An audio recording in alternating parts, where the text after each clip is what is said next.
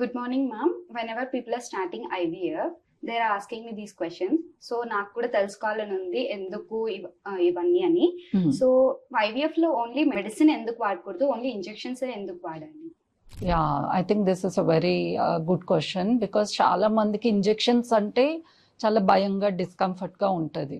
కానీ ఇప్పుడు మనకి ఐవీఎఫ్లో మల్టిపుల్ ఎగ్స్ అనేవి పెరగాలి. దానికి మనం జస్ట్ టాబ్లెట్స్ ఇచ్చామనుకో, ఏవి అయితే మనం ఐయుఐ వాటిలో వాడతామో దాంట్లో ఓన్లీ 2 or 3 ఎగ్స్ డెవలప్ అవుతుంది.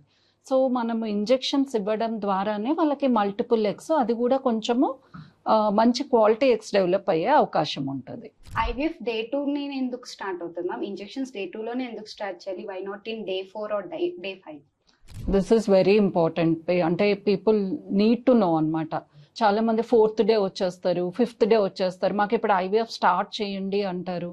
That is not at all the right time అనమాట. ఏమవుతుంది అంటే వాళ్ళకి డేస్ 3 నుంచి వాళ్ళ న్యాచురల్గా లోపల ఎగ్ గ్రోత్ అనేది స్టార్ట్ అయిపోతుంది.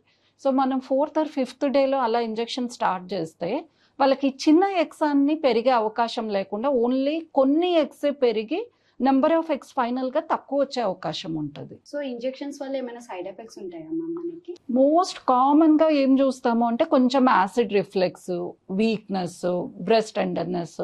సో దీనికి మనం సజెస్ట్ చేసేది బాగా వాటర్ తాగడము, తర్వాత ఏమైనా అసిడిటీ అనేది ఎక్కువగా ఉంటే లెస్ స్పైసీ ఫుడ్ కానీ, లేదు అంటే యాంటాసిడ్స్ తీసుకోవడము.